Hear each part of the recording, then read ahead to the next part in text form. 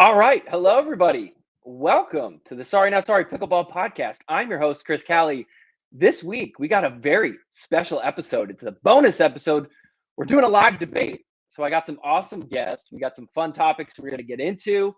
We just had a great tournament at the Beer City Open for Major League Pickleball. We got some more Major League Pickleball coming up. We got like 4 weeks straight of PPA. So we got a lot that we're going to get into. It's going to be fun. Hopefully, we can keep everybody calm and relaxed. They all want to fight each other. It's kind of crazy. But, guys, before we get into it, if you wouldn't mind, go ahead and hit that like button. If you're not subscribed to the channel, make sure you are subscribed and hit that notification bell, too. That way, the next time I do something like this, you're going to get notified. You can come hang out and talk smack in the live chat. It'll be a ton of fun. Also, share this with your friends. Let people know right now, hey, there's a live debate going on. So definitely send this out to everybody you think would be interested, and definitely hop in the live chat. I'm looking at it. I'm keeping an eye on things. I might pop one up on screen if you got a good question or you just say something silly or want to talk smack about somebody. I always love that. So without further delay, let's go ahead and get into it. This is the new and improved forgiveness.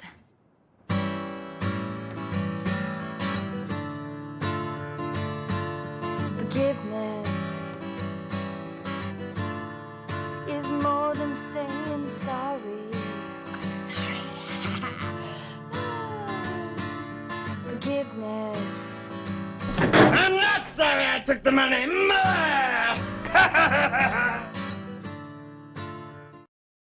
All right, enough of that. Let's go ahead and get into it. We're going to bring all of our awesome guests onto the quote-unquote stage. Let's get them all in here. Hello, everybody. All right. Hello. I'm coming back. We got someone just grabbing a quick snack. Anyways, let's go around the horn. Tim, we'll start with you, and everybody just go ahead and introduce yourself. We'll go Tim, Kaitlyn, and Travis. Go ahead and tell us who you are and what you're all about. Yeah, sure. I love how Travis had to have like a well-timed opening of the beer.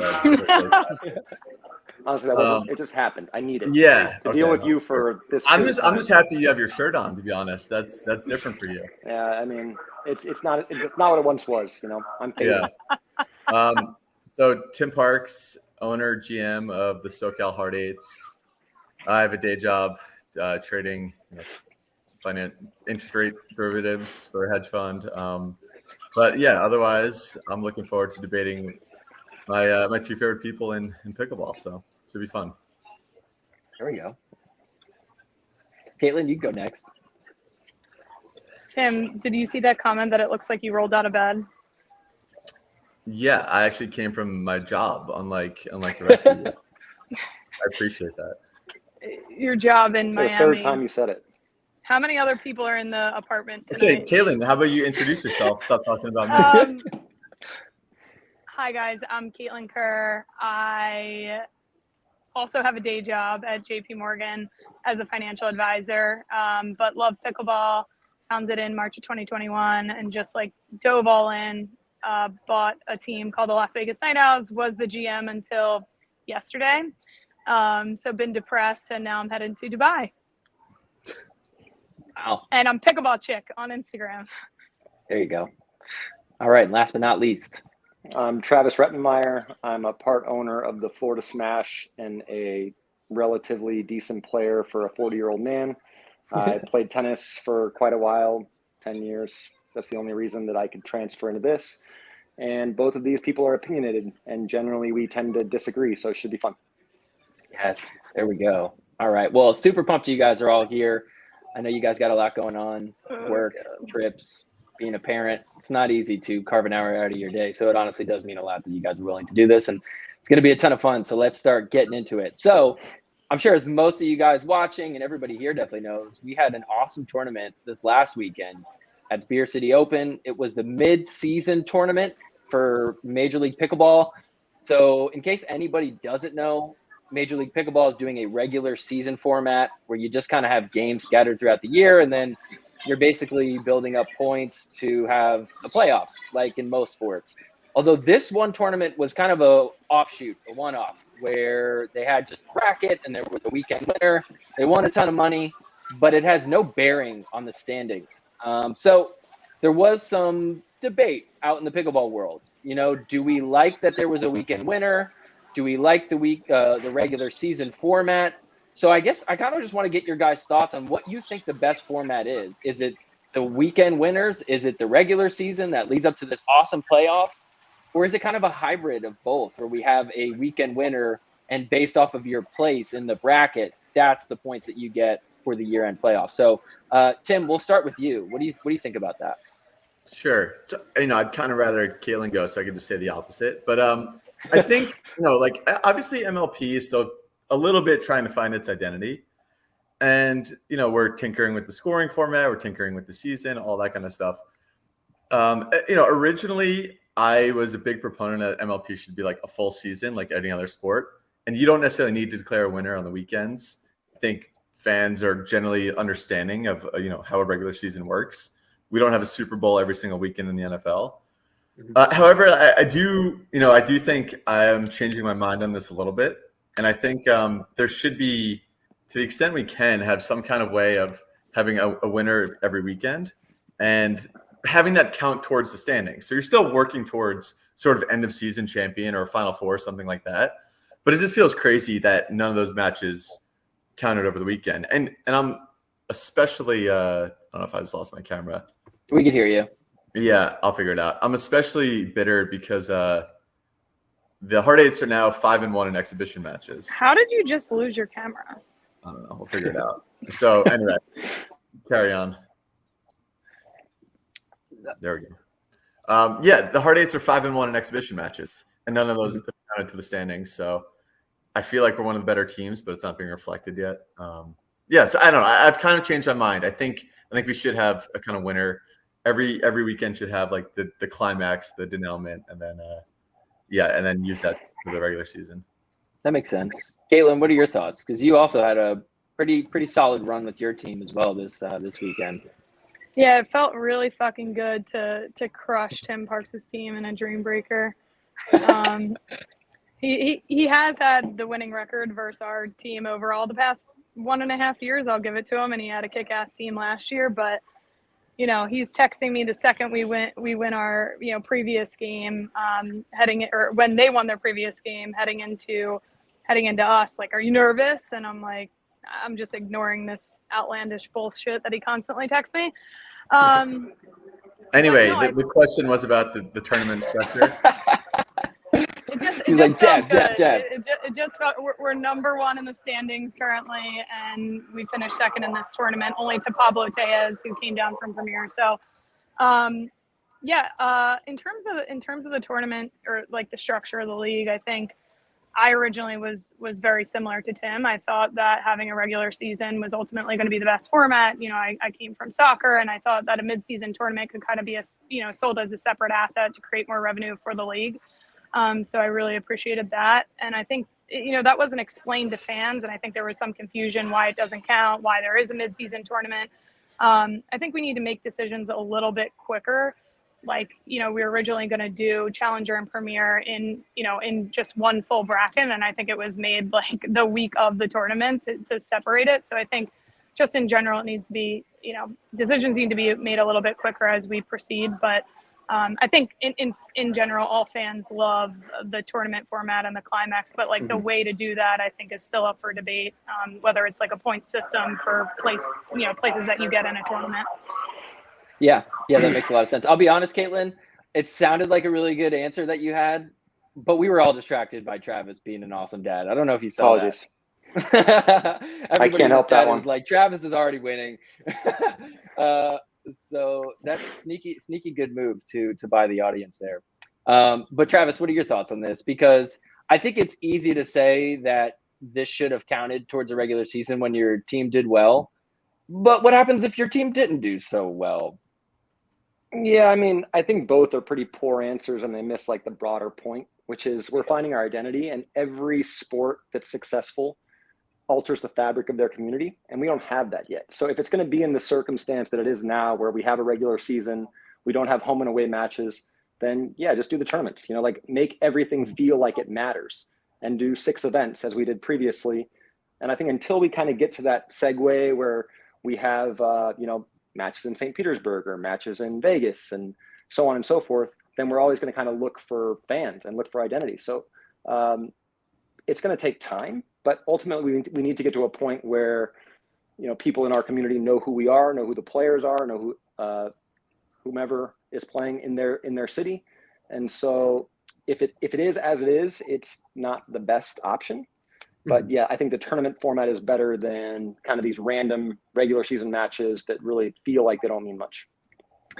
Yeah, it's fair. I think if you do want to build up the sport, that the connection to the players and the team is almost a huge priority.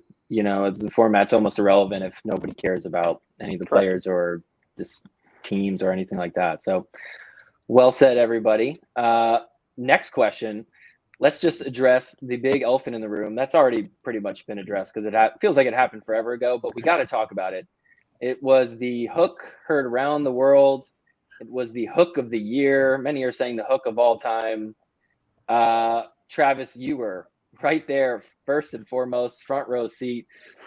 Look, I mean, we all know that call was terrible.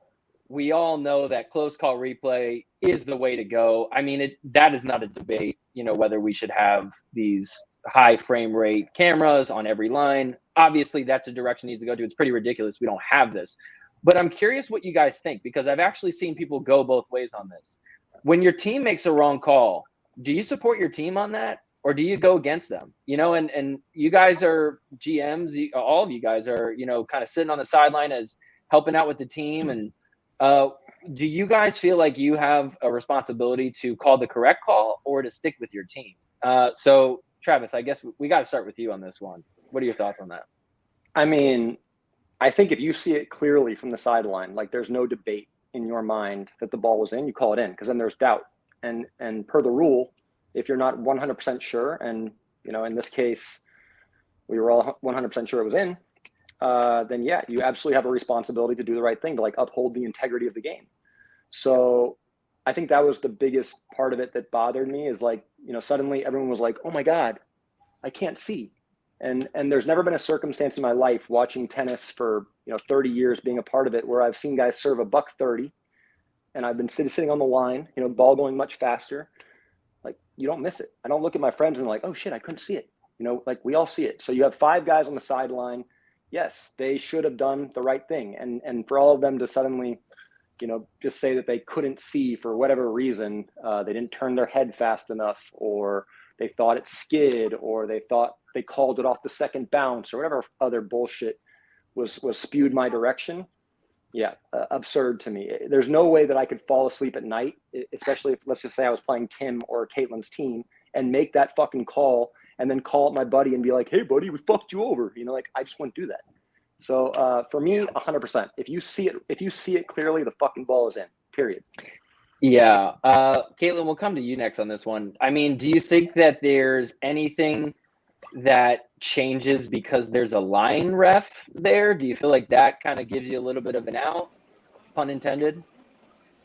I don't. I'm with Travis. I think if you see the ball clearly, no matter what, no matter if you're a player on the team, if you're a GM, if you're an owner, and like you just have to have integrity. And I think it goes back to, like, I play, right? I play in tournaments occasionally. And if my partner like calls a ball out that I know is clearly in, I overturn my partner. And I think it should be the same across the board, no matter what situation you're in. You should call it as you see it and be honest. Yeah. Tim, let me put it this way. You're sitting on the sideline, you're with your team, all the coaches, the GMs, all the owners are there, huge crowd. It's championship game. It's literally the end of the year, the biggest game ever. It's in the Dream Breaker. Everybody on your team says out, and you know that you saw it in. What are you doing in that moment? Yeah. I mean, everyone's an asshole in this conversation. It's funny because, like, when I was in Michigan, I was hanging out with Richie and Jimmy and Rafa. Like, I was clearly taking Travis' side. Now I'm listening to Travis. I'm going to kind of take their side. So there's a few things. Number one, I've seen maybe 10,000 MLP points. I've never once seen a coach, a GM, an owner overturn a player who called it. And so there's sometimes a situation that KK is kind of describing where the player is like, ooh, I'm not sure. Like, what'd you guys see? And they eventually be like, that was in.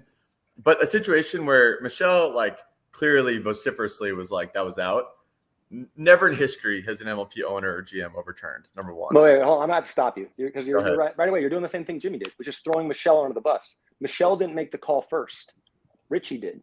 Richie made the call first. And then she looks over at him, and you got this. Pull up the video. You see her. The ball's still in the air. He's like this too, right away. Okay, well, that was my second point, Travis. Perhaps if you let me finish. So number one, this idea that there's a burden on the owners to overturn their players is insane. That's never going to happen. And I talked to a lot of owners who said, "Oh yeah, of course I would overturn." Well, I've never seen you do it, and I've seen some really controversial calls. So that's point one. Point two is the way that Travis speaks about in balls versus out balls. It's as if it's like black and white. It's 100% in or 0% in. It's not. It's always some grade of it's like 80-20. Ooh, I think that was in, but maybe it wasn't. So I just like the framing of call it in if it was in, call it out if it was out, because you're never that sure. You actually don't really know for sure. Well, stop, Tim. I have to stop you. I have to. Travis. In this particular case, you were sure. There's no one that wasn't sure. If it was an inch, I would give that to you. Yeah, then maybe I wouldn't overturn my player because they have a better angle. I might be like, oh shit, I saw it wrong. Yeah. But in this case, that's impossible. Okay, fine. That wasn't exactly the question, though. We're talking generically, does the owner have an obligation, the GM have an obligation to overturn? In this specific case, I agree. When you slow motion replay it and it's in by 2 feet, it looks atrocious. But I do think those are the hardest ones to call, where H. Johnson crushes an overhead, they're turning around, and quit making faces. This is the truth. Those ones are the hardest ones to call. It's not. It's your opinion. It's wrong. It's not my opinion. Those are clearly the hardest balls to call. I've been watching balls my whole life. No player watching a ball sees the flight of that. I could look straight ahead. Anyway, look at the ball. So my fourth point was Richie is an asshole too here, where I don't think it's the owner's job to call it out. And he's saying, he'll say, well, I saw it out. Of course I'm going to call it out. Well, if you're going to call that ball out, that ball is in by 3 feet. If you're going to call that out, then you have no business calling anything ever. So you kind of have no credibility there.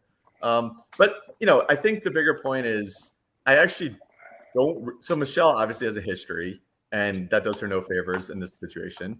But I really don't. I think honestly, my biggest complaint is with MLP and the people operating these events and the board of directors, where this replay problem has been well known for a year or two. And to have a situation where Michelle, the players, Richie should not have even been put in the situation. I know it was moved indoors. There was a line ref there. Basically, I think it's insane that this even comes up. And the only reason. Let me just say real quick. I dislike the fact that this has overshadowed the entire match, perhaps the entire event. And last point, Travis, it was 17-17. It wasn't 25-24. There was still plenty of chance to win. That call alone was not the reason you lost the match. Not even close. I never stated it was. And Tim, I would let me make it clear. Even if we had won, you know me well enough, I would have 100% done the same fucking thing, guaranteed. Because my objective is the same as yours. Get to a point where everything's fair, calls are automated, and then gambling, has more likelihood of getting involved in the sport. This doesn't exist in any other sport. No one's calling their own fucking lines. So we can get into the what's what, who said what, and I could give you all the tennis background reasons as to why it's total bullshit. But at the end of the day, well, that's the other thing. It's I think unjustifiable. You're talking about the line judges, though. The line judges were not watching the ball. They were watching the ball. They're not watching their line. They weren't trained. Exactly. So they had no clue. They were told right before the match that they were going to be line judges. So it's also hard to blame them. But Chris, I just want to shout you out real quick because your podcast is a reason that it's being brought up and this topic has become a topic of conversation because, it happened to us in DC. Brooklyn Aces absolutely torched us on a 2020 point in men's doubles. And I saw it clearly in their bench is arguing. A fan got thrown out because of the point because, he thought it was atrocious. And none of this happens if we have line calls. So if we have a replay. No, I agree. In the world of there's no real consequences in terms of points or even prize money, your public shaming goes a long way. So definitely keep that up. But I think the bigger point is we know the technology exists because we use it sometimes, right? We have it. We've seen it. And so, Kyle Solinko and his whole team, there's no excuse. There's no reason to even have this be a part of the game anymore. So I'm way more upset about that than I am one random call at 17-17. I'm disappointed that you attempt to absolve them, but I'll move beyond it. No, Richie, I said Richie shouldn't be doing his little thing from the sideline when it's 2 feet in, because he says, well, I saw it out. Like, the problem is, if you genuinely think you saw that out, then I can never trust anything you ever say. But here's the thing, Tim, is he came with me for 3 reasons as to why. As did all the other guys. They came up with these magic fictional stories that changed. That's where I go, fucking come on, just tell it straight. Just tell it. Like, all you have to say is, I got excited. We all got excited. We wanted to win, and we fucking missed the call. Well, the truth is, you back your team. By the way, we played Frisco. Back your team. I can tell. There are times where we got hooked by Frisco, and then we may have hooked them back. This was in Atlanta, and I sat there and said nothing because it's a little bit eye for an eye. I knew it, but I didn't really feel that bad about it. Like, and I'm also, even if I was 98% sure, I'm not going to override my player. Like, I have to deal with them. Yeah, no, you have to be 100% guaranteed. But Rafa went like this first also. So, like, again, it all just kind of like, there's a bunch of, do you think the 5 people standing there actually did not see the ball? I think Rafa, if you look whose heads turned, Rafa has the best. Don't do the heads thing, because this is such fucking elementary shit. You don't watch a tennis ball going by with your head. You don't go like this. The ball goes by and your eyes stop. And it goes by you. Listen, motherfucker. All right, guys. I feel feel like this is your just head. your mansplaining. Let's go to the next topic. Well, I mean, yeah, the whole eyesight head turn thing. I mean, it looks like they are like right there looking at it. If you can kind of see what we got shared on the screen, so I think it's a fair point. I mean, it's unfortunate, like you said, that this was the one day where we were inside, and you just can't help but feel like that's why it might have happened. Had it been outside and they know that close call replay is there, maybe they start giving the benefit of the doubt a little bit more. But I think we all got our opinions out there, so fair enough. Good stuff. All right. Well, speaking of GMs, coaches, everybody on the sideline, recently I just saw a coaching report for a specific team for one of their players, and I thought it was like really interesting because it was really detailed. But I'm honestly not sure how valuable it is to that actual player. Like, I think that there's a spectrum of valuable information. I mean, I'm sure everybody listening right now has had somebody try to coach them in the middle of a game and said, hey, why don't we keep our dinks down? Like, yeah, no shit, dude. So like, there's stuff like that that's not helpful. And then there's stuff that clearly is helpful, like heavy, high level strategy. So I guess I'm just curious what you guys think the value of coaches is.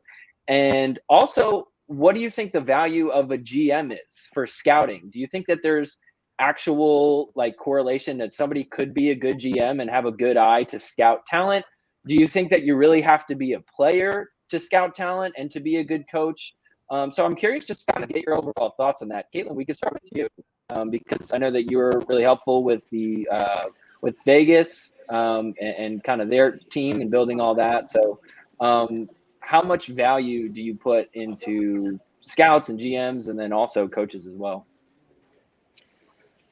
Yeah, I mean, I think there's different roles. And right now, I think every team has a different, structure. So some GMs could just be drafting the team. Some GMs could be drafting and coaching. Some GMs could be drafting, coaching, and running the organization from an administrative perspective. So the league is definitely scattered. From my standpoint, I think that every attribute is very, very powerful. From the GM standpoint, understanding players at a very deep level, not just how they perform on court, but how they are off court, what motivates them, who they get along with, who they don't get along with off court. I think that's very important. And that's something that I really took pride in with the team that I drafted. I don't think anybody in the preseason draft had the Night Owls being, the number one team. And I think we proved a lot of people wrong, but I think the team chemistry is what really did it. We have adults on the team. They're smart. And then in terms of scouting, I think it's incredibly important. And I don't think necessarily it has to be a player. It has to be somebody that understands the game. I mean, I can't tell you how many hours I've watched of pickleball over the last 4 years of my life. And I think that scouting can be the difference in winning or losing a match. And, from our standpoint, I think we got to the championship match in Beer City because of the scouting that we did as a team and that we did together. And the Brooklyn Aces is another team. They have 3 or 4 hires, separate hires. And when you have more hires, you're able to distribute the workload more. But they actually gave their team like a full-on scouting report. It had the Las Vegas Night Owls with the title, the logo, in-depth analysis on each player. So yeah, I feel like when you're investing, and I think that's when, that's what every team needs to get to that standpoint. If you really want to win, because, I'm sitting up watching a ton of matches until like 2 a.m. before, our final and before our semifinal. But if you don't do that, I think you're behind the 8 ball. And I don't think that was the case, in years past. I think it's definitely becoming more of a trend this year when ownerships are investing a lot more. Yeah, that's interesting to hear. Travis, what do you think? Because you have a really interesting perspective on it, because you're obviously owner of a team, but you're also a player. So you have a lot of insight into who you'd play well with, some of the personalities out there in the pickleball world. Do you feel like that gives you a lot bigger of an advantage for kind of being the GM of the team? Or do you feel like you don't necessarily need to be a player to have those insights?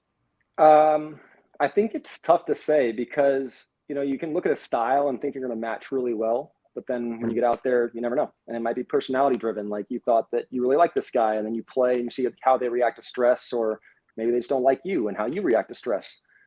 So the issue for me generally has been, I think it's hard for me to convey information. So for us as the Florida Smash, a coach would be really beneficial. I think they're very valuable, because they can just kind of be a buffer, right? So if I say something to whomever I'm playing with, and unfortunately for me, I tend to be rather offensive. I don't mean to be in competition, but I can be like stop going line. The guy's beat you 3 times sitting backhand. Don't go line again. And that might not be perceived very well.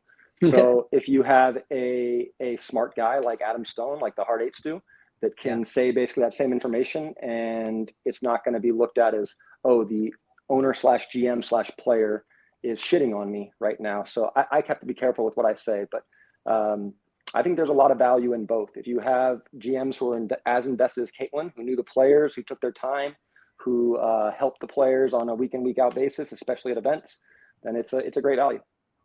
Yeah, that's interesting. Tim, I mean, we just heard Kaitlyn kind of say that, scouting and the drafting, all of that really was what led to ultimately not just that, but that played a heavy role in them being successful this weekend. Do you feel like your team was also successful because of, drafting right and scouting right and coaching right? Or do you think it's just hey, we got the right players type of thing? Yeah, well, in Kaitlyn and Travis's career of winning 0 MLP championships, I'm glad we're taking their thoughts on this really seriously. I think, you asked a few questions. The first one is like, how valuable is coaching? And I think Travis nailed it. For me, there's this idea that some people have that pickleball, it's the one sport on earth that people don't need coaches, that coaches are superfluous. LeBron James has a coach. Michael Jordan had a coach. It doesn't matter how great you are. There's value in having a coach. They see things from the sideline, removed from the heat of battle, just a different perspective. That's valuable. Now, the one thing with pickleball is there's not like a deep ecosystem of coaches, because the sport is so new, and there aren't that many. There's a handful of retired ex-pros who tend to become coaches. There's only a handful of them. And yeah, so you mentioned Adam Stone. I think we got one of the best ones. And the way in which he's valuable is exactly what Travis is saying, where Eric Lang might be seeing something, but he'll tell Travis, he'll tell Adam, and then Adam will tell, our women's doubles team or something like that. And it's kind of like having it filtered coming through a neutral voice. Same thing for me. I mean, the difference between Kaitlyn and I'm a 4.0 who knows I'm a 4.0. She's a 4.0 who thinks she's like a 5.5. I was just gonna say, you can't be the GM/coach, because you were never a real athlete. You don't understand pickleball at the level that I understand pickleball. You don't watch pickleball as much as I watch pickleball. You're not as passionate about pickleball. When the Tour Wars was going on, you were like, oh, I'm sitting on the fucking beach hooking up with another girl or something like that. Whereas I was locked in, depressed because pickleball wasn't on, and I wanted to watch it 24/7, and I was depressed because of that, not because of the business bullshit behind the scenes. I am a true Okay, all right. pickleball fan and Unprovoked lover, attacks unlike aside, you. So I don't think anybody was more intimately involved in the tour wars than me. So I don't know you what you're were, saying but there. it was from an investment standpoint. It wasn't because you loved pickleball so fucking much. Like I love pickleball, and that's why I wanted to succeed. So Go back to the question about coaching. For Kaitlyn's irrelevant rant. The broader point is that the coach serves as like a conduit, and so like for I have opinions. Obviously, I see stuff, but I'll tell Adam, and 7 out of 8 times Adam's like, "That's the dumbest fucking thing I ever heard. Definitely don't say that." And then like 1 out of 8, he's like, "Ooh, Tim, that's a really good point." And then I'll hear him give it to the players. But it's way more useful coming from Adam than coming from an inferior player like myself or Kaitlyn. And then or if you are a good player like Travis, like a fringe challenger player, it's also tough because you have that sort of like in the heat of battle kind of thing, and there's like feelings and like, well, you missed 3 balls right before me. Like, who are you to say I should be? So I think coaches are super valuable in that sense. Your other question was about do you have to be a great player to be a great coach? And no, definitely not. I think we've seen this, or even great GM. Michael Jordan is like one of the worst GMs of all time. I think LeBron James, the GM, the guy like dictating what players are on his team, has probably cost LeBron James, the player, like 2 or 3 championships. Coach K was never a great player. I mean, that's yeah. There's some. Jerry West is a great player and a great GM, but like I don't think by any means it's a prerequisite. In fact, sometimes I think it hurts you because you can't really understand like the median player. Like it's just things come so naturally to you.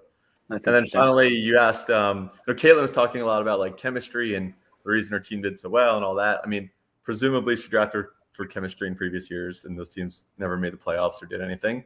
So I actually think chemistry it's important, it matters, but GMs probably overrate it. I think MLP people overrate it. Not saying it doesn't matter, but when you're drafting, like I'll take someone who's good at pickleball, but like maybe not as much, this like chemistry person versus someone who is a great team player, like say Rafa, but like is struggling on the court. So I think chemistry probably is overrated as an asset. Yeah, that makes sense. That makes a lot of sense. So it seems like we're saying coaches are valuable, and probably the most valuable part is just the fact that they're just this neutral party. It's not personal tie. You don't have to play with them. There's no sort of like resentment, that's gonna, if chemistry is important, it at least won't affect that on the court. So the one thing I just want to add very quickly is I think like in the beginning of last year in 2023, when I had the first team, almost all players were against having a coach. And I think that narrative is quickly changing.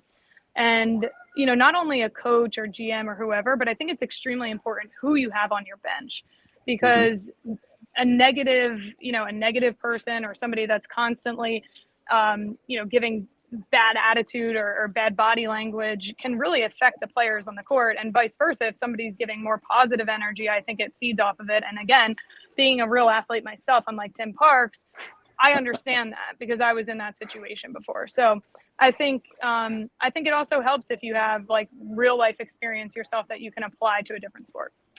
Actually, no, one other point I'll add, because you were asking about like scouting and coaching. Like the one thing that Adam really has that I find useful, because now we're theoretically drafting for multiple years.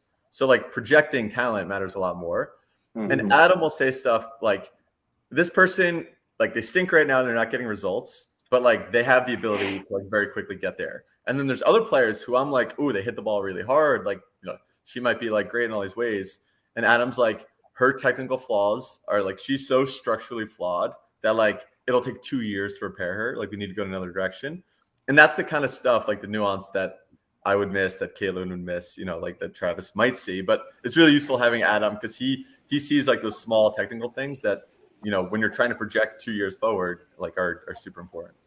And I think another good guy like that, and who I tried to hire for the Night Owls, I interviewed him it was Kyle McKenzie. I think he's phenomenal at his job. People love him. Players respect him.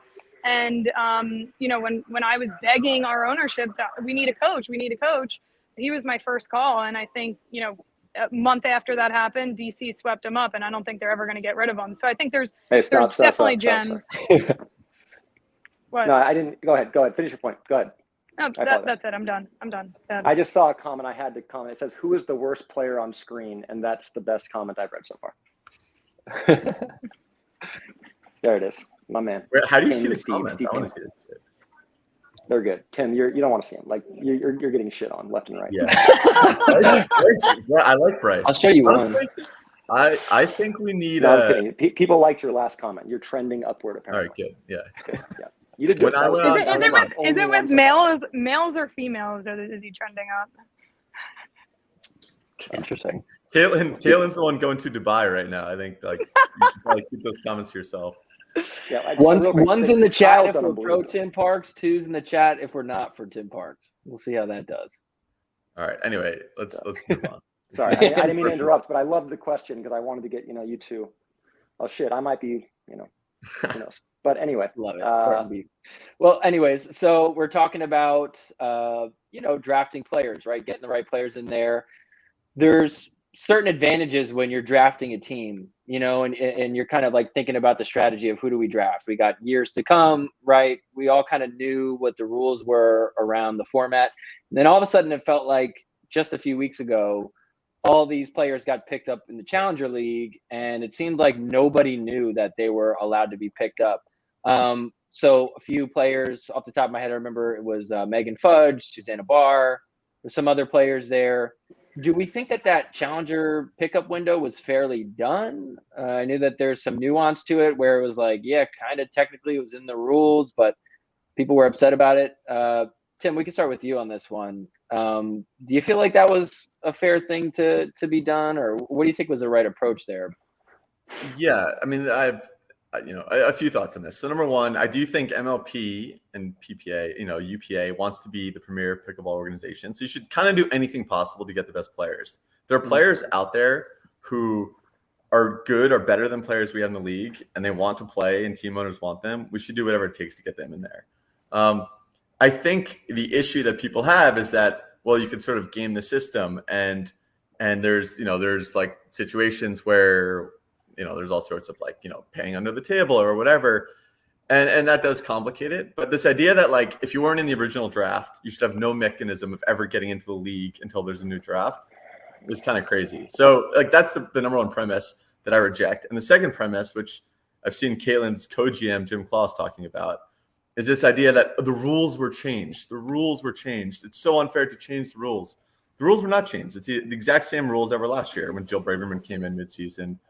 And so yeah, it's just because Kaitlyn didn't make any moves at the trade, at the waiver and improve her team, and every other team got a lot better.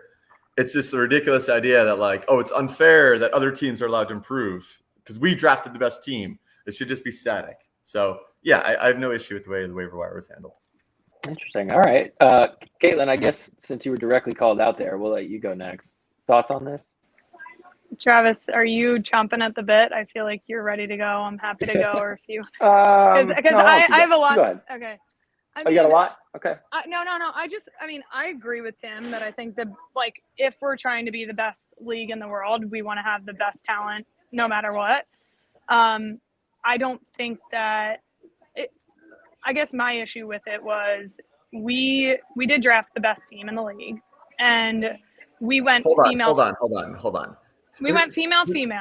Her team has one regulation win out of like 8. This idea that like your team is so dominant and blowing the doors off of people is okay. Is so I'm just gonna ignore you.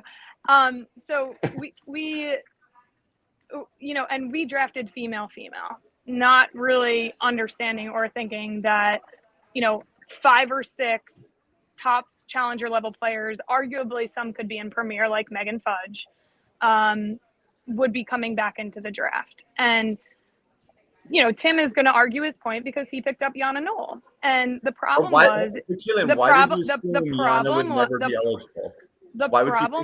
problem was that people, team owners, started negotiating with people, like he said, under the table, and there's no, they put in a rule. No one's following the rules. People are getting around the rules. They're paying wives instead of playing players. They're giving sponsorships instead of paying players directly. They're trying to, they're getting around the rules. And so that doesn't feel right. And, for a team like Travis, so we were number 1 in the standings. So we had the last pick through this process. And a team like Travis, who, arguably would have wanted some females. I don't know if they did, but could have. A team like Atlanta Bouncers, who arguably could have wanted some females, but didn't. These players told ownership groups that they were in Europe for the summer and couldn't play MLP or, doing other things just because these other teams were paying them under the table, and teams like Travis's team or the Bouncers didn't want to go behind the rules and pay under the table, or they didn't want to capitalize on it. Now, whether or not that should be allowed and whether or not we should just, be able to pay as a player as much as possible, I don't know the exact right format, but the way that this was done just doesn't feel right. And I think we were ultimately punished by drafting well, by being the best team in the league and getting the last pick during that. So that's what I'll say. Now, Tim Parks' argument is it didn't matter where Yana was. Yana was always coming with our team because, Tim and his ownership group, they pay for PPA events for these players. They send them the sick dinners. They go over and above and beyond, and that's phenomenal. Of course, any player would want to play for an ownership group like that. And I think that's great. I guess my point is it just didn't feel right. And I think a lot of owners felt the same way, but I haven't thought deeply about what's the best way that it should have went. So yeah, I feel like there's an argument for, the ability to get some of these players, sure. But yeah, I've heard some rumors about how certain people were paid. And like you said, some people were getting their wives paid and not directly to the player. And yeah, it's just a little sketchy. Travis, what are your thoughts on all this? Yeah, I mean, it's obviously sketchy, but there's a lot of gray area. So if the rules aren't clearly defined, then you do what you do. And, obviously Tim got an upgrade with Yana. She played fantastic. We spoke to a few players that directly told us, like, we are only playing for this team. So they essentially took us out of the equation because we weren't going to match whatever number that they had already predetermined that they were going to make. So, yeah, is it shitty? Sure, it is. But unfortunately for now, as long as the rules are gray, no one's doing anything wrong. Hopefully, at some point we have this clarified. You can spend whatever, $20,000 on a player or whatever it may be and cap that. And then maybe everyone has a chance. But when you have certain ownership groups that are willing to do X, Y, and Z, and others that maybe can't afford to do so or unwilling to do so, then it's kind of like a drifting fairyland. Who fucking knows how much it's going to take? Who knows what we need? And so, yeah, it's a challenge. Yeah. Hold on, Chris, I have to respond to a couple of Kaitlyn's points. So number one, it's this idea that like we were punished for drafting well. Like nobody in the history of MLP has drafted better than the Hard Eights and Challenger last year. And they could have, every other team has a chance to upgrade. If you like your team, you don't have to. But this idea that like you're punished because you didn't feel the need to upgrade and other people could have, that makes no sense to me. Secondly, we didn't need to pay extra for Yana because she wanted to come play for us. And I actually think that's a good thing. You want to have this kind of system where good ownership groups are rewarded in sort of a free agency system because that incentivizes owners to behave well and take care of their players. So a system that moves slightly towards free agency where Yana could pick if she wants to come play or not, it's actually a very good thing for the league. And it's really no different than Odell Beckham in week 9 decides he only wants to play for the Rams or he only wants to play for a team that's a playoff contender. That's exactly how it works in the NFL sports, where Yana could say, I'll go spend my summer in Russia or I'll go play for the Hard Eights. I don't really need to go play, but if the right team, the right situation is there, I'll take it. And that rewards an ownership group that's invested. Yeah, go ahead, Kate. I agree with that. And I think, the other teams that were in higher positions than we were, again, we were the last one, so we had no hope, I feel like, and they could have drafted these players and basically bargained for a trade with another team. Like somebody could have drafted Yana or Bobby or somebody else ahead of the team that actually wanted her and the team that she wanted to be on. And then they would have had to do something to negotiate a trade. So I think that was on people's radars as well. And no one winded up doing it, which I think could have been very interesting if it did happen. Yeah, the main thing though is you and Jim have to stop saying the rules were changed. They weren't. It was the exact same thing as last year. So first of all, let's just be clear. Jim Kloss is not a co-GM. He was hired on a consultant basis because my ownership group didn't know anything about pickleball. I can't talk to anybody. You have about 15 people in your ownership group that watch it, that play it. It's a big fun party. You have Adam. I had no one to bounce ideas off of. So I felt that it was best if I had another person that watches a ton of pro pickleball, that has some of the inside information that I could just bounce ideas off of during the draft. I made every single draft decision, but he was very helpful in bouncing ideas off of. So Fine, that's I'm great. happy. The point is, your whole thing is the whole premise is we went female because we didn't think we'd be able to improve with all these females. But like that's just not paying attention. Like that was the exact same thing that happened last year with Jill. I'm sorry, but no one anticipated that. So you could say what you want, but you're wrong. All right. Well, that's just like not being like a multi-dimensional thinker. That's your fault. Don't blame us. Big brain move. Tim definitely knew that was coming. Let me tell you. Well, yeah. I mean, whether you knew it was coming or not, I think it is fair to say that the rules just need to be clear. And I know we're trying to figure this all out on the fly, and there's a little room for forgiveness because, we are just all on the same page that we want MLP to be the future, I think. But yeah, I think it's fair to say, hey, can we just figure out what these rules actually mean and not all these loopholes where it's like, oh yeah, well technically that's okay. So fair enough. Oh, look at this, Anna Bright in here. But why should these players get to act as free agents? No one else in the league had that chance. Anyways, got to give her a little shout out. Anybody feel like responding to that? She's not wrong. I mean, but again, there's a huge gray area. And someone wrote a gray area, just like the line call. No, there's no gray area with the line call. I appreciate that, but there's none. It's fucking black. Yeah, white. Some of these players are getting paid. Fuck yeah, they are. They negotiated nicely for themselves. All of these players are getting overpaid. Let's be clear, but that's. Oh yeah, 100%. Perhaps. All right, well, let's actually start getting into some of these decisions and some of these trades that have been going down. I'm curious to get your thoughts. We can kind of make this a little bit of a quicker one. We'll just say the DC trade that happened. Allyce Jones got traded, Vivian Glozman. There was some money involved there. Do we think that DC made the right choice with their trade? They ended up in second place this weekend. Obviously, that doesn't mean anything as far as the long-term picture for this year or for the next 3 years. But do you feel like it was the right move to grab Vivian Glozman? Without a doubt. Kaitlyn, Love we'll start with you. Allyce.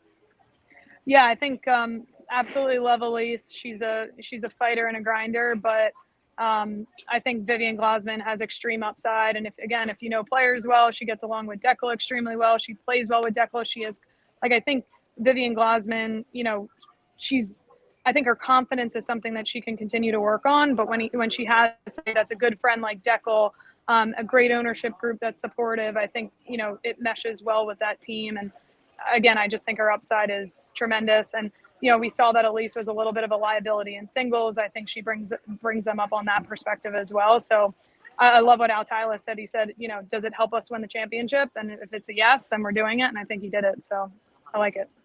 Okay. Tim, how about you? We'll go over to you now and do your best to keep everybody focused on you and not the cutest thing ever. But yeah, thoughts on that? Do you agree with that, or do you feel like maybe this? Yeah, no, I generally agree. I think DC is definitely a better team for it. Obviously, $100,000 doesn't really matter to Al. He just wants to get the best players he can. Yeah. And I think the way the sport, like the game is going, you need to have offensive firepower, and Allyce just doesn't. And so they're kind of like two players going in different directions. There was really no world in which they would want to keep Allyce for another year anyway. And she's on the downside of her career, and Viv is on the way up. So you get some optionality in terms of she may be a player who in 6 months is absolutely crushing it and is a top 5 female player, and you want to keep her. So I think from the optionality standpoint, it makes sense. But also just, I think she has that firepower where, when you're a 4th round challenge or premier female, you kind of just want aggressiveness involved. That's kind of what you're looking for, where if your 4th round female players stealing a few wins here and there, and you're relying on your 1st and 2nd round players to really carry the team. If your 4th round players can just go 50-50, then you're doing really well. So I think, you have a better chance with Viv for sure of getting that fall. So no brainer. All right. Travis, do you think that $100,000 makes this trade, kind of a little bit more balanced? Do you feel like the money is irrelevant? The trade itself is still worth it? Or do you feel like $100,000 is kind of a lot? I mean, I'm a huge Vivian Glozman fan, so I think it's worthwhile. Not to underscore Allyce Jones, because she's obviously a fantastic player. But when you look at the 3 disciplines, she in mixed is not obviously a huge hitter, so she can kind of be exposed there a little bit when the man is attacking her, where Vivian strikes the ball, so she's very, very forceful. I think with the 2 players she's playing with, Deckel and Rachel, she's a much better match for them. And then of course in singles, she's very good as well, being a high level tennis player previously. And so, I rate her extremely high. To say that they won the trade or lost the trade, I think you have to look at Beer City and say at the moment it looks like a very good move. And yeah, she's probably a top 8 female mixed, I would say. Like I got her like right around there because she's just hitting the shit out of the ball. And the girls that I fear generally in mixed are the ones that can counter with force, and she certainly can. Okay, fair enough. All right, well let's move on. So I want to make this one kind of quick. We obviously all saw today that Connor Garnett and Jay Devilliers, they were traded for each other. I just want to get who won that trade. Do you think that it was the Sliders, or do you think that it was Utah that won the trade? Travis, we'll start with you since we're already on you. Who do you think won that trade? I think it's, time will tell trade, but I'm going to go probably with the Sliders at the moment. I think Connor's had a great start to the year, but then obviously got the yips with the serve. That was one of the weirdest things we've ever seen in sports, like missing by 12 feet. And I think he lost a lot of confidence in that. I never understood Riley and him as a team. That just was never going to work. It made no sense to me. So I think Jay is a much better fit. And with that said, I think Connor and Tyler will be better than Jay and Tyler were. So both won in a sense, but I think Columbus is going to have a much higher upside now than previously. Okay. Tim, do you agree? Well, I think Utah wins the trade from the perspective they can't possibly be any worse. And so sort of like any change is a good change with them. Like they can't really get worse. I do think Connor and Tyler on men's will be a stronger team. And Connor slots better as that sort of alpha left guy. Obviously the elephant in the room, it's all dependent on his serve. If he's making serves at a normal rate, he's a much higher upside, much better player at this stage of his career than Jay is. Columbus is kind of similar. They had a team that each individual person seemed pretty good. It just didn't work. So they have to make a change. And I'm generally very biased towards if things aren't clicking, just make a change. I'm much more, I think, of an active GM than most others, where you should just be constantly moving pieces around until you find something that works. Yeah, I agree think with you that there. comes from I your tend to go quick as well. background. Sorry. No, I was just going to say, I think that also comes from Tim's background, what he does for a job. He's very transactional. But yeah, I think it was sort of a wash. I don't think anyone gets that much better. I still don't think either one of those teams are phenomenal. But if they make other trades, it could be better. I tend to agree. I think Connor and Tyler might have had some wins together, and so I think that was sort of the reason. Minnesota. Yeah, exactly. So I think they had some history that's helpful. Okay. All right. Well, let's do this now. I want you guys to each go around, and I want you to tell me at the end of the year when we have our playoffs, who do you think is going to be the champion of Premier? I don't know if I spelled Premier right. I hope I did. But anyways, Kaitlyn, we'll start with you. Who do you think is going to be the champion of Premier? What team? Man. I'm going to go with the Shock. I'm going to go with the Shock. I love that team. I still think that they have extremely high upside. I wanted to take Kate Fahey in the Challenger draft, and somehow Anna Bright was the only human being on the planet to know her besides me, because Kate actually lives in New Jersey. But anyway, I think she was on everybody's draft board. She was on no one's draft board. Everyone knew about Kate. It wasn't on ours.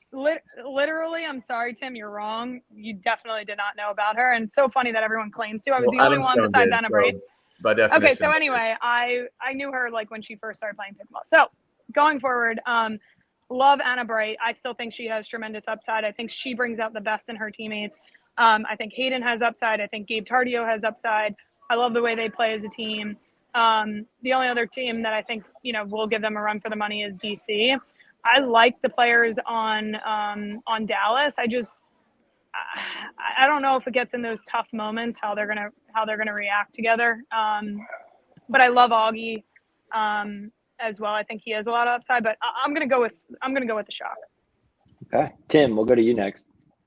I think the Shock are the betting favorite, and everything I said earlier about like team chemistry being overrated. The best counterexample to that is Anna, but I actually think Anna, she gets too much credit for her like on court leadership and like cheering everyone on, and not enough credit for her team construction. I think fundamentally the reason that like people say Anna is a better MLP player than Anna Leigh, it's not because she's actually playing better. It's because she constructs way better teams, and like she kind of thinks about things in a more strategic way than Anna Leigh. What?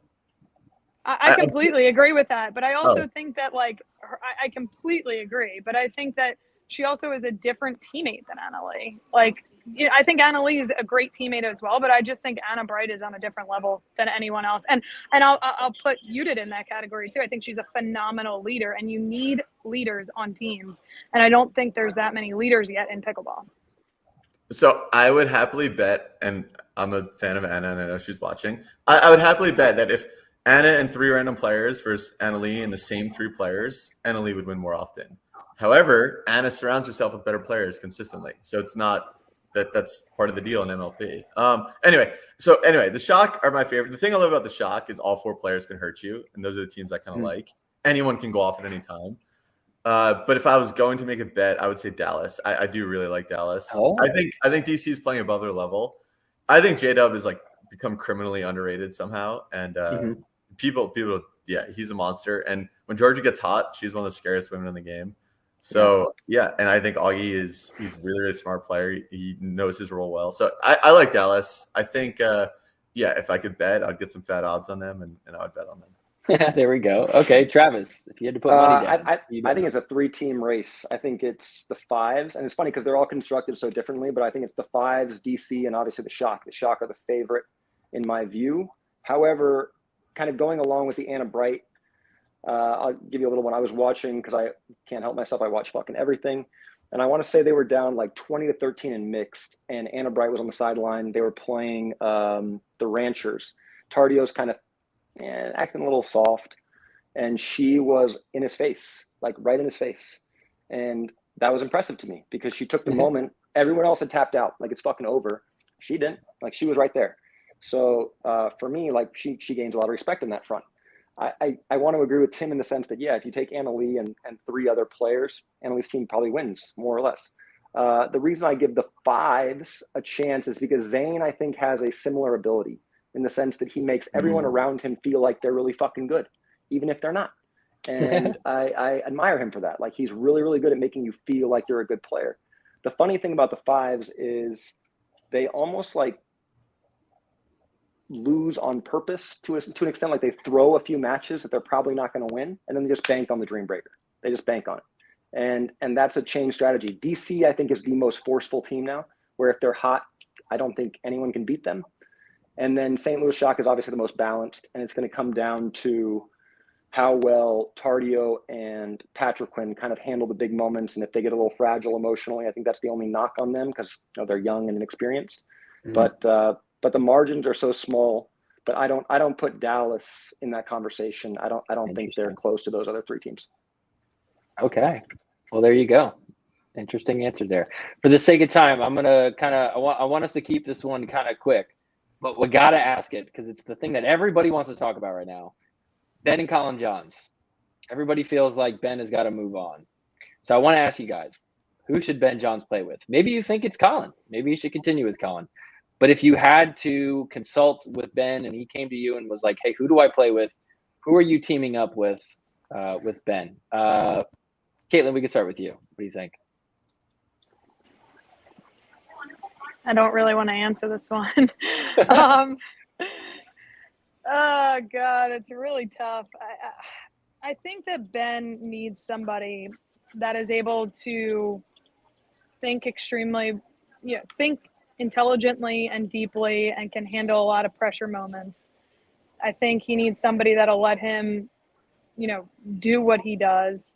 And I think Colin has done a tremendous job in that for so many years. I think Colin can still develop his game to answer the needs, AKA, be a little bit, have some aggression, learn some new shots. There is nobody more strategic and thought out than Colin Johns. His phone and the folders of each single player that he has. I mean, he's a phenomenal coach. He's taken Tina Pisnick to whatever she is, 8 in the world, I think now. He's coaching at a right. I want him to coach me. I beg him every day.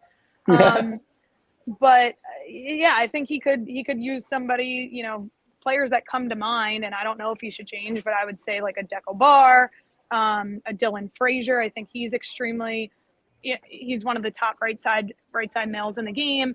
Somebody like an Augie Guh, who's a lefty. I know Ben loves playing with lefties. He thinks that could be the ultimate partnership, you know, going But you forward. got to pick one. You have to pick one right now. Who are you picking? I'm gonna go. Yeah, I mean, this is Make a crazy. decision. Dylan Frazier. Dylan Frazier. Okay, there it is. Wow, the one person you didn't name and all that. All right, fair enough. Travis, what do you think? You got to name one person. Easy one for the next 2 years is probably Matt Wright. And then as the game's evolving, first of all, this hypothetical, fucking Colin, I guarantee you, is very conscious that he's not as aggressive as he's needed to be, and the game is altering. I don't think Deco would be a good fit for him just because he's too up and down to some extent. Obviously a great fucking player, really good on the right. But, you know, Matt Wright doesn't miss really a dink. Probably the best backhand counter outside of maybe Dylan. So you can't argue with Dylan. But, yeah, for 2 years, I'd say Matt Wright, and then you got to go young dude. Yeah. Who knows what it'll be in 2 years. So exactly. It's a good carry over to that. Tim, what do you think? Well, to the question you should have asked, who's going to be the challenger champion? Obviously, it's the SoCal Hard Eights. I knew you guys were all going to say your own team. I mean, I think the question is, what are you optimizing for? If it's a tournament next weekend and Ben is playing for his life, you should play with Colin. If it's a tournament, you know, end of next year, the season end, that might be Matt Wright. I think I still would go with a younger guy. Let's assume Dylan is not leaving J-Dub. You know, I do think Dylan is the best right side player, but assume he's off the table. Then it's probably a Hayden or Tardio, I would say. I do kind of like the lefty idea. But the broader point is that the game is changing. I mean, in pro sports, for virtually any sport you pick, the more aggressive strategy is generally the optimal one. And you can't have the situation where, like, Ben's dominance has kind of obscured the changing of the game, where you're starting to have much more offensive, aggressive, almost alpha right side guys.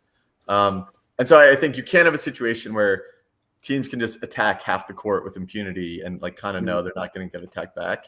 So yeah, that's inevitable. He'll have to take, you know, maybe there's some chance Colin can evolve. I kind of doubt it. I think it's just not in his DNA the same way a Hayden or a Tardio or someone like that. So well, Anna makes a good point too. She says, and Matt, that it would be tough for him to unwind the stack, which is true. You know, hard to argue that one. And the drives are getting bigger, especially if we have these fucking paddles for much longer. But if you were to ask me today, like for the next 5 years, I take Hayden for sure. Like fucking I kind of nasty on both. Yeah, I think he's so filthy. And the balls are just huge on the boy. Like for such a little tiny man, fucking huge balls. I love it. All right. Well, I got one more question here. We got to do it since you guys are here. I'm going to start off, before I even give you the question, I'm going to play a video real quick of this.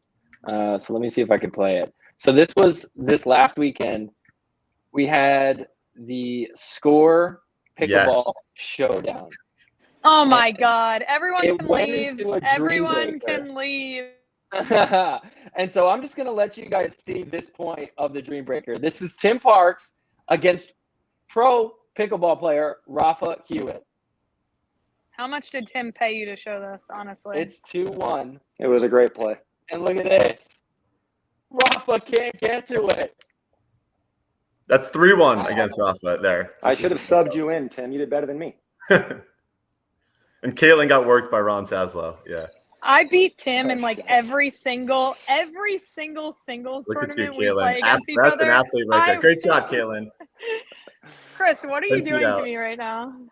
So I do beat Tim in every rec game we play, so I will hold that. But Tim played well in that tournament. I believe, Kaitlyn, I think you went 2-0 in your games, if I'm not mistaken. I think Tim went 1-1. Is that right? I went 1-1. I went Oh, you 2-0. went 1-1. I was MVP. I was like plus 28 score differential. He didn't play Rafa. He didn't play Rafa in doubles. That's why he played like Leanne and Ross. See, you got to know the details before Tim gives you the stats. Well, I'll tell you this. I talked to Ben from Real Clear Stats. He said before the Dream Breaker, it was close. It was like, I don't know if Tim would be MVP, but he said after the Dream Breaker, undoubtedly, Tim did deserve the MVP. So is there any debate on that, or are we all in consensus that after the Dream Breaker, he deserved it? Tim played the weakest mixed team. Yeah, but he went 3-1 on Raf in the first 4. I need to see nothing else. Like I didn't watch any of this. I wasn't interested. I don't give a fuck. But if he's 3-1 at the end of 4 points, then like that's Rafa also was shocking. Rafa was not there. He was like out talking to Scooter Girl or something. And so when did Rafa not go hard? Rafa was trying. He always plays hard. Yeah, he wasn't. But I'm proud. I mean, I was on your team. I'm happy we won. You did a great job for us. So I'm all for it. There you go. Well, congrats to you, Tim, for the MVP. All right, I got one more thing to do right before we wrap up. We're going to do a little round of partner body bag winner. Partner body bag winner off the net. Partner body bag winner off the net. Leia Jansen winner off the net. Tyson McGuffin winner off the net. Haley Waters body bag. James Ignatovich body bag. Sorry not sorry winner off the net. Sorry not sorry. Partner. All right, partner body bag winner off the net. The game where I'm going to give everybody 3 people, and they got to decide who they would partner with, who they'd body bag, and who they'd hit a winner off the net against. And guess what? We're going to use the 3 people here. Well, I mean, the other 3 people besides yourself. So, Tim, we'll start with you. Between me, Travis, and Caitlin, who are you going to partner? Who are you going to body bag? No, I'd partner with Travis, obviously, because I like winning. And he and I have played before, and we beat up on like Jason Stein and Julio. Body bag is Kaitlyn, clearly, and then winner off the net. I don't even really know what that's supposed to imply, but that's you and me, buddy. Well, just kind of make me look goofy and fall. Yeah. All right, Travis, we'll go to you next. What do you think? I'll partner Kaitlyn. Just feel like she'd be easier to play with than Tim. He's a little reckless. Body bag definitely Tim. And then off the net, you, Callie. I just like to see the reaction. Maybe give me a call and John, like, oh my God. Yeah, there you go. Yeah, I would totally be screaming at the heavens. Kaitlyn, what do you think? Well, you hit a little bit of a sore subject with Travis and I because he asked me to partner in like 10 different tournaments and then backs out every time. So I gave you 24 hours and you're the B team. The B team knows you have to answer directly at that moment. You didn't. Next. We had a little bit of a friendship breakup a couple months ago because of this. But I appreciate you coming back. I might be here depending on who else I get. No, but I will partner with Chris because I hate the other 2. I'm kidding. I will body bag Tim Parks because it's just the best feeling in the world anytime Tim Parks gets hurt or loses. And a winner off the net versus Travis because he can go into a negative spiral, and that's what we need. That's what we need his team to do. Well, Chris, what's your 3 though? You got to go too. Oh, I mean, it's obviously going to partner with Travis. He's no doubt the best player. I think. I think if I hit a winner off the net against Tim, it'll stir him up a little bit more and give me the advantage. I think Kaitlyn's a little bit more mentally strong there. So I'm going to body bag her because then that'll really get to her. Like, I think some physical pain is what she needs to take her over the edge. So I'm going to body bag Kaitlyn. I didn't see that coming. Winner off the net against Tim and partner with Travis. Satisfying. Huge win for me. There we go. All right. Well, that is going to do it. Guys, thank you so much for hopping on. This was a ton of fun. I'm really thankful that you guys all carved some time out of your night to be able to do this. Kaitlyn, enjoy your trip, your destination. Tim, thank you for scrambling out of work to hop on here. And Travis, can't even imagine what it's like to be scooping ice cream for your daughter and trying to drive her to hang out in the other room while you do this. So thank you guys so much. Let's just go around real quick. Any plugs you guys want to do? Anything you guys want to shout out, social media or anything like that before we head out? Travis, we'll start with you. No, I'm good. Just at Travis Rettenmaier is my Instagram. That's all I do. I'm new to this world. Here we go. Kaitlyn? Yeah, at Pickleball Chick, heading to the Pickleball World Series debut in Dubai. So check it out. It should be awesome. And just signed partnerships with Yola and Podplay. So I'm excited for those two. Tim? Yeah, I don't have any social media. If there's something really important or you want to like be an intern, owners at hard8s.com with the number 8. There you go. All right. You're going to get a ton of intern requests. I hope so. All right, Yeah. everybody. Rough boss. We could use it. Well, Thank you, thanks everybody Chris. for I watching. appreciate it. Yeah. Thanks, Chris. Oh, absolutely. Thank you guys. Everybody, thanks so much. Don't forget to hit like, subscribe, all the things, comment, share, all the cool stuff. Next week, I am actually not going to be doing an episode. I will be gone again, all freaking weddings during MLP. It's like the worst thing in the world. But the following week, I will be back, and we're on a regular schedule because we got a ton of PPAs coming up. So be on the lookout for that, and we'll see you next time. Peace out. Thanks for everything you do for the sport, Chris. Appreciate it. Yeah.